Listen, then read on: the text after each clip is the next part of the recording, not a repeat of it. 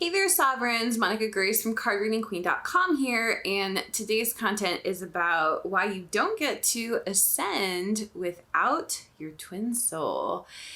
So this was a lesson for me, and it was a fallout of an energy healing I did a couple weeks ago, and there are a couple different lessons that I learned from that. So the next probably a couple episodes, and also some of the recent episodes, have been about this healing and all the insights I had. And so this energy healing has really been shifting things for me. I think I'm getting to the tail end of it, and I wanted to make sure I captured it all and shared it with all of you in order to just help you on your own twin soul journey.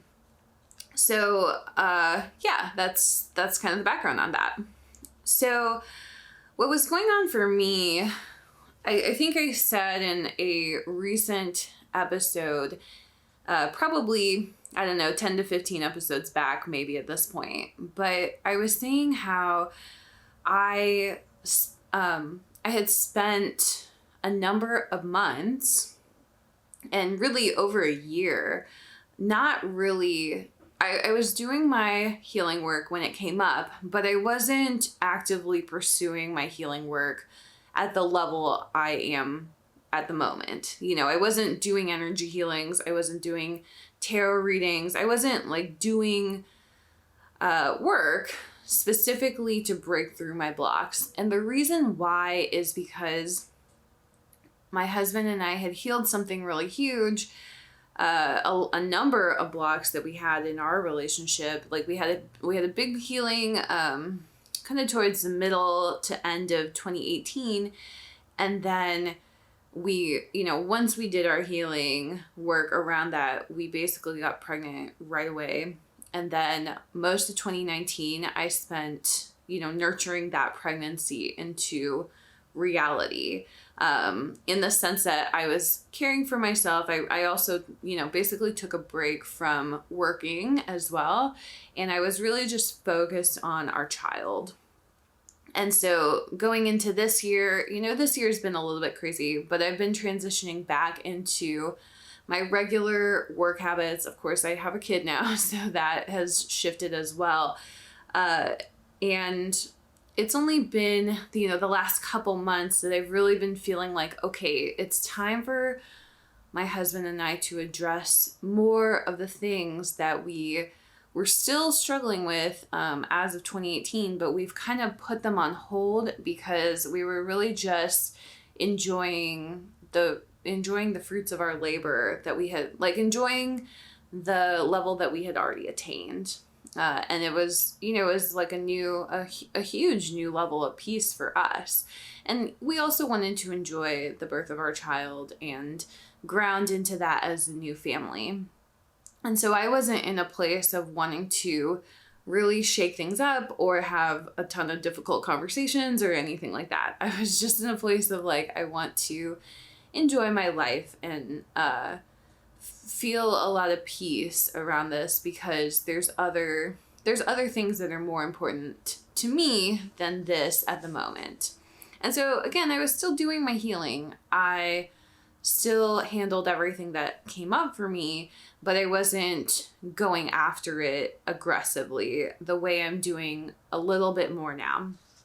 So as I've stepped into doing some more healing work, it has caused more tension with my husband and I. And it's fine. It's totally fine. We're working through things and everything is still good, basically. But one of the things that I was upset about through all of this was that I wasn't seeing my husband reflecting my core choices. And so some of my core choices, one example was that I was trying to, and still am, trying to get physically more healthy. So trying to have better eating habits, trying to lose weight, which I have been losing weight, and also just desiring to incorporate working out into my life a bit more. And so all of those things I have been doing. I also wanted, I also wanted us to partner in business. And this has always been a dream of mine. Now, recently I found out that this was, it was a desire, but I was coming at it from a very codependent place. So I have to clear that before, it's not going to happen until I clear that. And I don't know if I truly desired or not. I haven't quite figured that out, but still working through that. But that was something else that was a challenge for me. And then there were, I wanted to really, I've been trying to manifest a new home for us, which is a big undertaking, and it's going to be a multi-year project for us. But part of that was I was really trying to get our current house in better order and to a level that I was proud of and excited about. And that includes our yard, which has been a mess historically. We haven't really put a lot of attention on our yard. The previous owners, they had to move fairly suddenly, so they had redone the entire inside of the house, and the house was a total mess before when they purchased it, and they put tons of money into redoing the house. And so we got to just inherit the house very nicely done. Like, there are a couple bigger projects, like we want to add a bathroom to the 3rd floor, but other than that, the house was pretty much done when we got it, and it wasn't very livable before. So the thing with that, though, is that the previous owners did not have time to redo the yard. And then we didn't do anything with the yard. And so the yard just got worse and worse. And it's literally just a field of weeds and a chain link fence right now.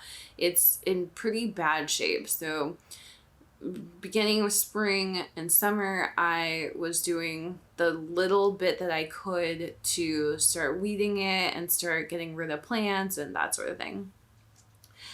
So in all of this, I wasn't feeling like my husband was making the same choice as me, and I didn't feel like he was reflecting those choices back to me.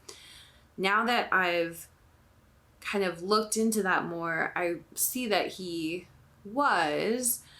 So one example is that, shortly after I made that video, where I was talking about this originally, my husband, he came to me and he said that he wanted me to consult on a project for one of his companies. And, I frequently talk to him about his company anyway, so I'm all up to date, but I've never officially done anything for his company because I don't work for them. I don't work for them. So, and we've talked about maybe I should be working for them and that sort of thing. And it's never really gone anywhere, the conversation. And a big part of that is I don't want to work for them, and they my husband doesn't want to hire me. We don't really want to work together on that, at the core. So we've had those conversations because they could use somebody with marketing expertise, and I have it, but it just isn't the right fit for really either of us.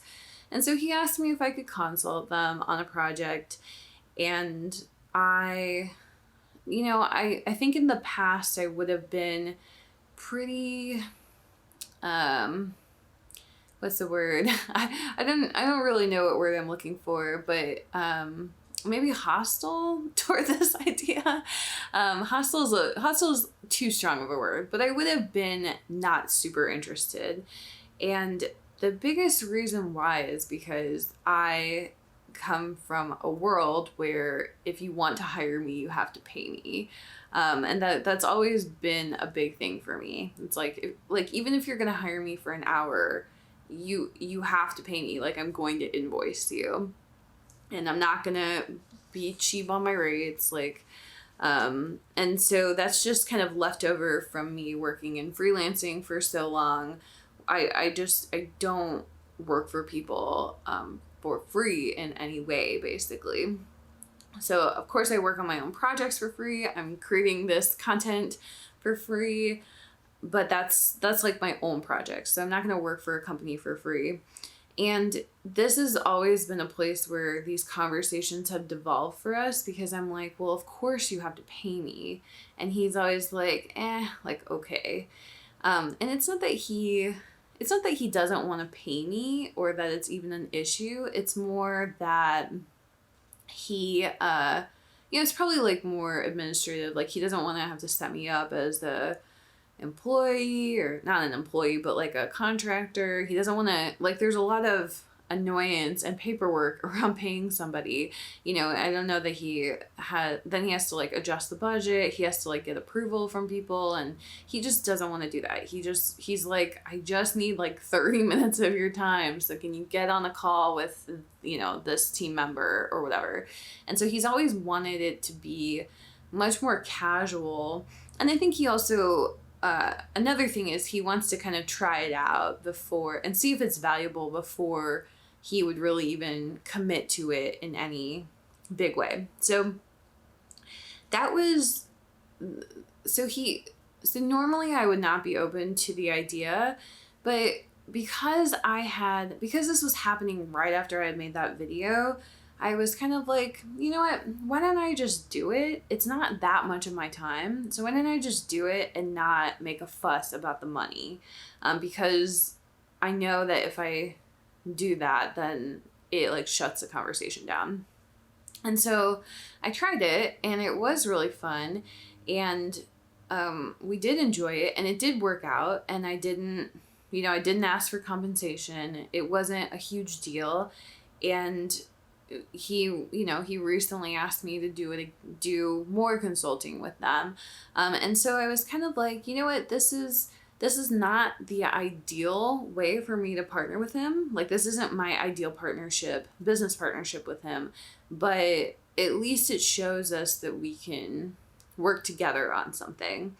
So it was almost like in law of attraction, there's two terms. One is the alpha reflection, and then the second is the beta reflection. And so it was very similar to like an alpha reflection or beta reflection. And it's basically like right after you put an intention out into the world, something small comes back to you.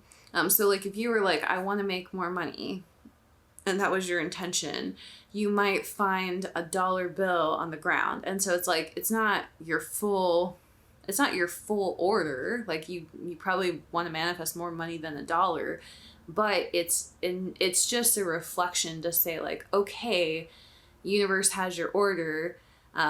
We got your order in, and we're working on that for you. And here's a small, response or like message back to show you that, we understand. Or sometimes the universe will send a message back to you that it's not exactly what you want, so that it forces you to get more specific about what you do want.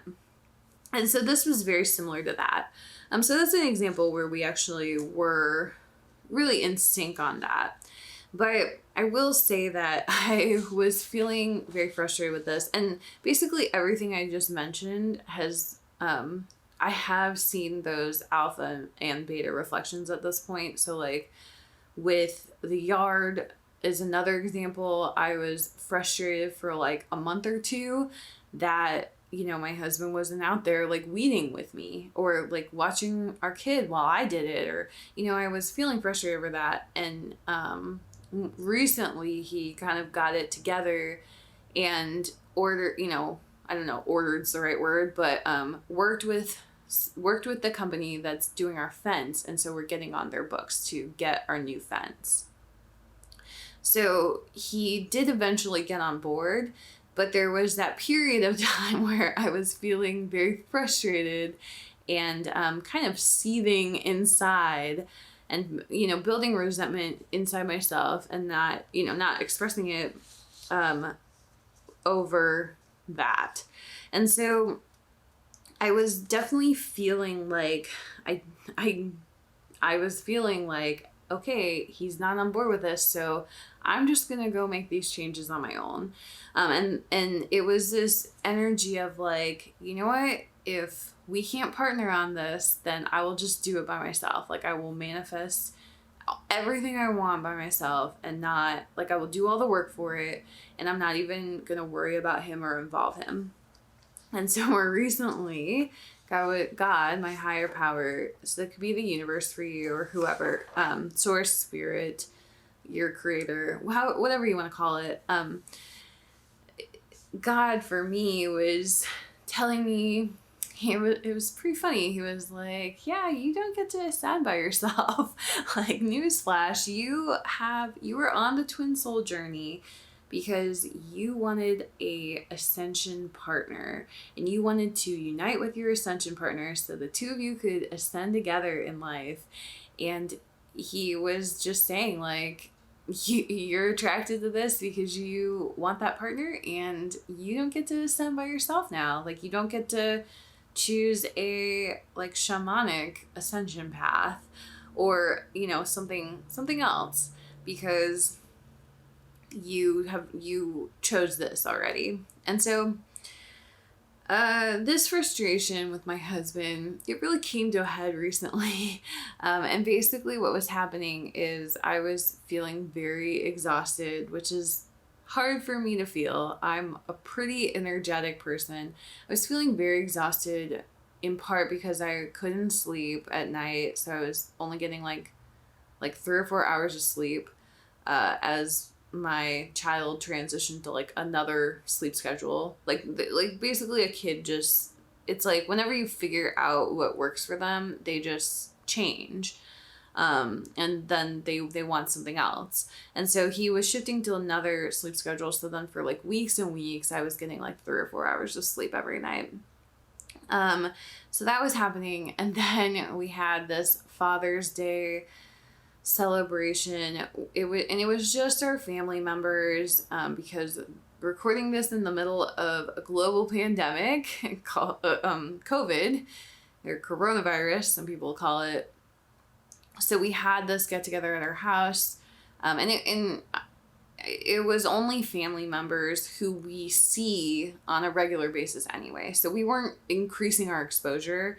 But the Father's Day celebration, there were 2 birthdays included, and we had a 4-day celebration that really was a lot. And we had to get like our whole entire house ready. And this is not a small house. It's over 4,000 square feet. I clean it mostly by myself. I do the upkeep mostly by myself. And it's not perfect. Our house is not like super clean or anything, but it is like a livable clean, and I do have to clean regularly to keep it that way. So yeah, I was like very, very tired, more tired than I think I've ever been in my life, aside from pregnancy, which was also very tiring. But I was very, very tired, and I really needed a break from caregiving our child, who I'm also the main caregiver for, though my husband's around a lot, but I'm also the main caregiver for. And my husband, I was telling him how tired I was for like weeks. My husband was trying to help me out, but it was like these 10-minute breaks. So he'd come down and like he's making his coffee, and he'd pick up our child, and he'd be like, yeah, like take a couple minutes to do whatever you want. So this was happening a lot, and and so I was still exhausted. No real surprise there. And he was like, yeah, I'm trying to do everything I can to help you with your exhaustion. And so eventually this came to a head. I was like, what you're doing is not working. It's not helpful. It's not what I asked for. And then I'm a little dramatic, and like I like to say things very metaphorically sometimes. So it's like, you're offering me a penny when I've asked for $1,000 was the metaphor that I used. And then I also was telling him, I was very, very honest. It was like, you're giving me only what you're willing to offer, and it's not for me, it's for you to assuage your guilt over how tired I am and how exhausted like this family is making me. And then I told him that if he wants to know what I actually need, he would have to, first of all, he'd have to listen to me and find out what I needed and what would actually be helpful to me. And then he'd have to give it to me. And it would be much harder than the little pittance that he was giving me of breaks, because, and it, there was a side of this that I had too. So as I was saying all of this to him, very frustrated with him, what it was actually doing, it was giving me a lot of clarity, because I realized I had to ask myself, well, what would actually be very helpful? And I realized what would be helpful is if he watched our child in the morning. And so he would have to get up a little bit earlier, like an hour earlier, which he's usually up anyway. But if he would watch our child in the morning, and then I could have some like true peace in the morning and kind of start my day off better, because before I was with my child from like 6:30 to about 9:30, and then again from 10 to 6. So it was really like a 12-hour day with my kid. Mostly by myself, aside from like a 10-minute break. So that was the situation. And what I realized, so once I finally got clear that I was not partnering with my husband, because I felt, I think when these things happen, it's like you feel very resentful, and I felt very resentful toward my husband, because it was very much like, why can't he just like support me more? And I realized though that I wasn't seeing partnership back from him because I wasn't truly choosing to partner with him. Because partnering with somebody is you have to communicate with them, first of all, what you need from them, and you have to be very clear about that. And then they can say like yes or no, but you don't get to be angry at them for things that like if you don't have a solution, you don't get to be angry at the person for not having a solution either. And it really showed me all the ways in which I struggle to partner with people. And, I work by myself. I make all of my own decisions. I'm a pretty independent person when it comes to work, and I've never had a business partner really. And certainly not someone who was 50-50 with me. So I've had people working for me, but I've never had somebody that I was like partnering with. And this experience was just showing me all of that, showing me all the places where I was not partnering with my twin soul, and why it was reflecting back to me very poorly. It was not showing me what I wanted. So your twin soul is going to be your partner in Ascension. And it's very important to understand that even just being called to the twin soul journey, everybody has a twin soul and partner in Ascension, but the fact that you're called to the twin soul journey specifically means that you are meant to spend your life and like this is what you're meant to be working toward next, but you're meant to be spending your life with your twin soul and partnering with them as you go through life and as you continue on your Ascension journey. So this is kind of like a pit stop. And you can try to get off this journey and ascend on your own, but it doesn't really work, because what you actually desire is to ascend with your twin soul. And that's what you being on this journey shows you. Like it's a desire in your heart. That's why you're watching this video or listening to this podcast, because you want to go through the Ascension journey with your twin soul in the physical. You want to be physically and actively partnering with them on your healing work. So, taking the Ascension path through the twin soul journey is going to bring you your twin soul. And in truth, taking any ascension path would eventually bring you your twin soul as well. So what's happening though is that in terms of ascension, you are, you're healing things little by little, I guess.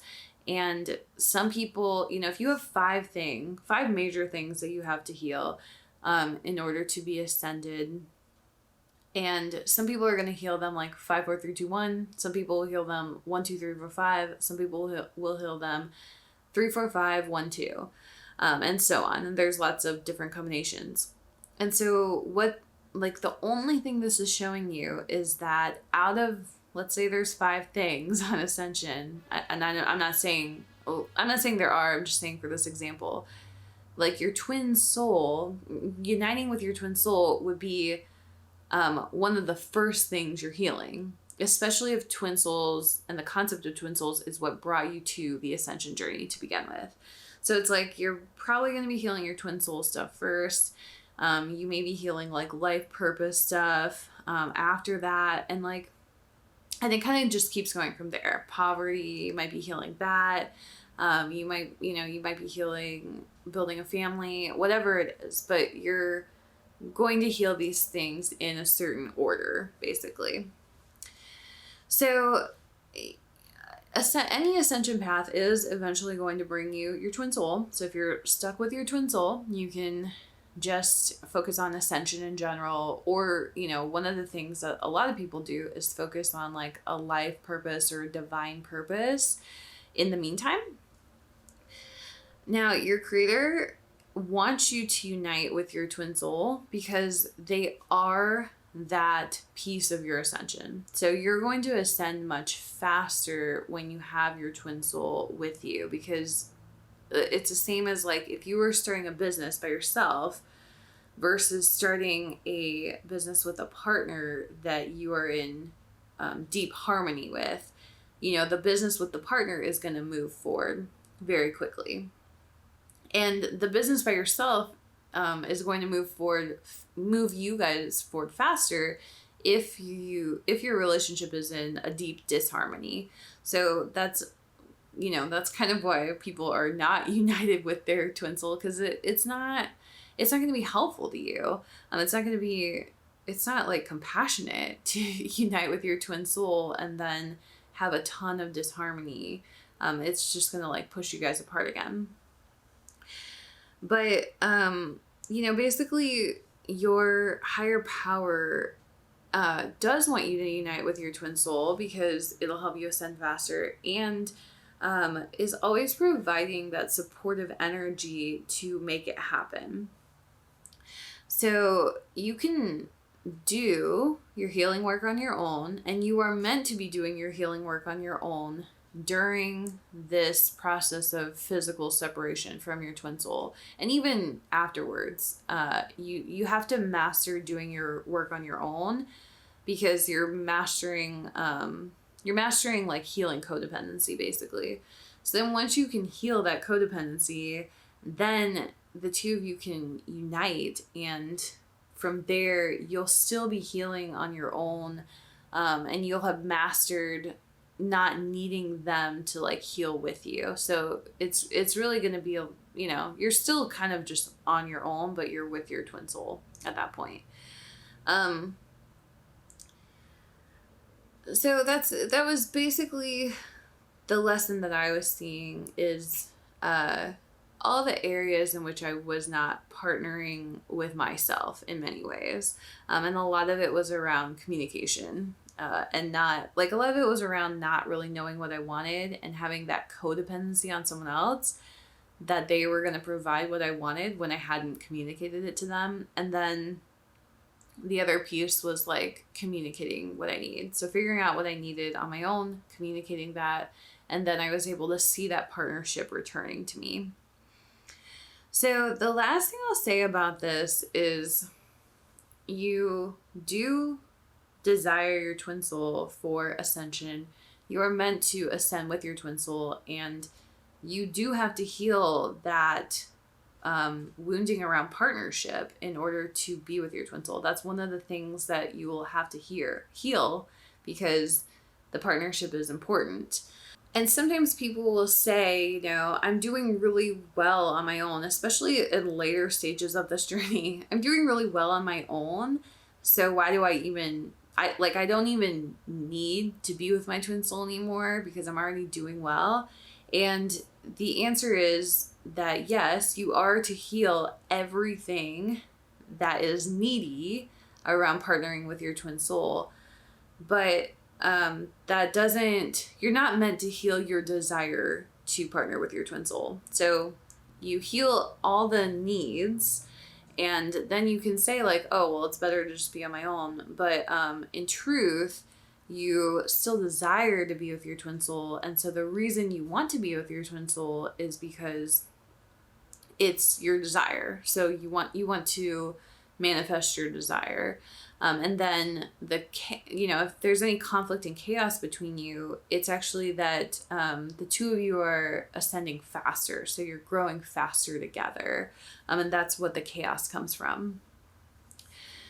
So the last thing is that if you are experiencing this dynamic with anybody, twin soul or not, then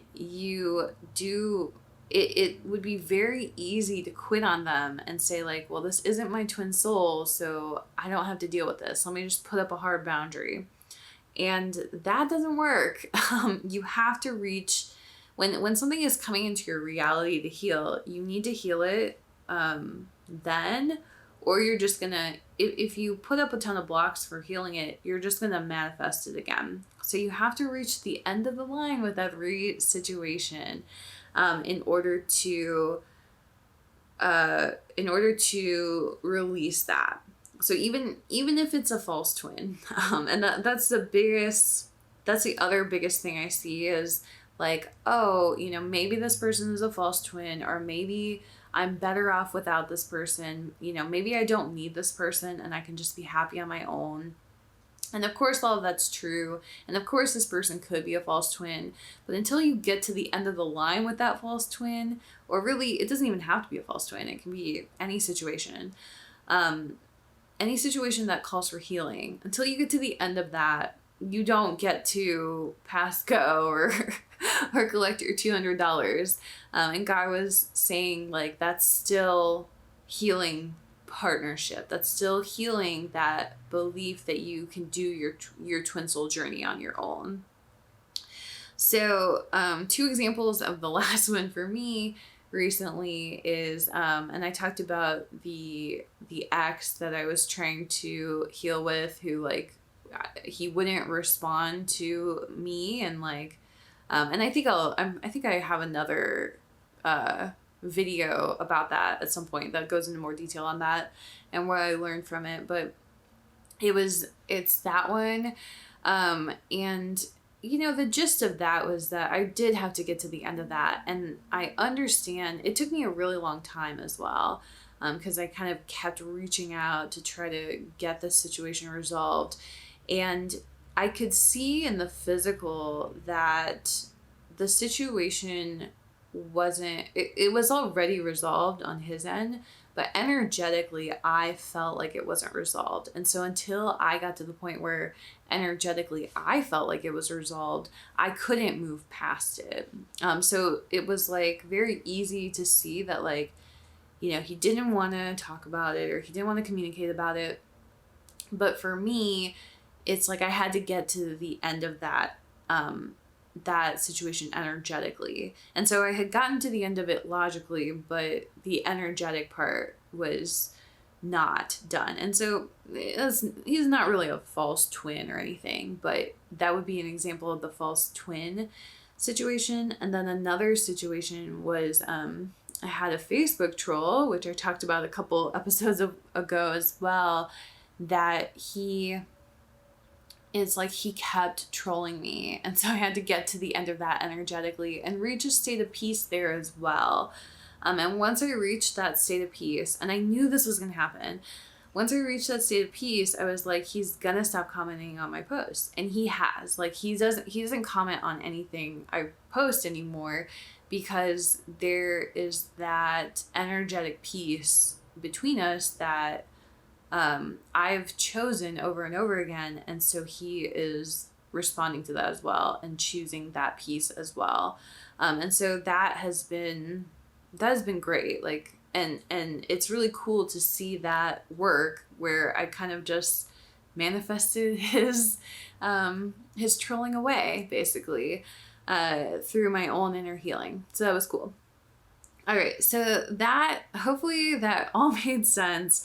That is everything I have to say about why you don't get to ascend without your twin soul, and I hope it was helpful to you. Thank you so much for watching and listening. You guys know I appreciate you so much.